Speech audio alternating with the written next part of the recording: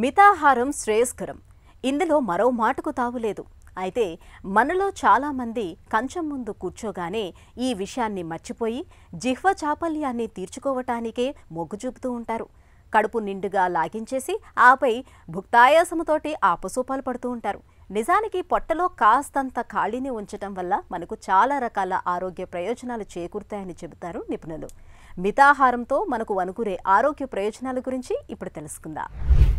మధ్యాహ్నము జనరల్గా మనకి మధ్యాహ్నం ఎక్కువ ఆహారము రాజులాగా తినాలి, నైట్ ఆహారము కొంచెం మితంగా తీసుకోవాలి అని చెప్తూ ఉంటారు.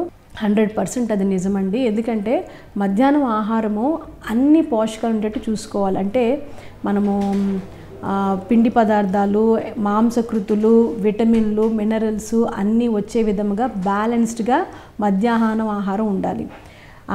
అదే సాయంత్రము వచ్చేసరికి ఏంటంటే అన్నీ మనము ఈ కార్బోహైడ్రేట్స్, ప్రోటీన్స్ అన్నీ ఉండాల్సిన అవసరం లేదు.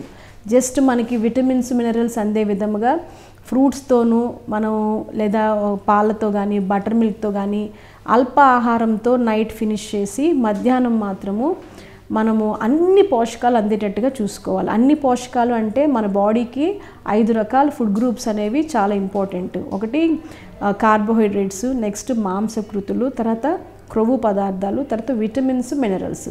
ఇవన్నీ సమపాలల్లో మధ్యాహ్నం భోజనంలో అందేటట్టు తీసుకోవాలి. రాత్రిపూట మనం అన్ని పోషకాలు అందకపోయినా పర్వాలేదు, విటమిన్స్, మినరల్స్ అందే విధంగా ఫ్రూట్స్, ఏదైనా ద్రవ పదార్థాలు తీసుకుంటే సరిపోతుంది. మార్నింగ్ మాత్రము మనం నట్స్తోనూ తర్వాత వెజిటబుల్ జ్యూస్తోనూ మార్నింగ్ స్టార్ట్ చేయటం మూలాన మన ఆహారము అనేది ఒక పద్ధతిగా బ్యాలెన్స్డ్గా ఉంటుంది. కావలసిన పోషకాలన్నీ కూడా శరీరానికి అందుతాయి. తద్వారా శరీరం ఆరోగ్యంగా ఉంటుంది.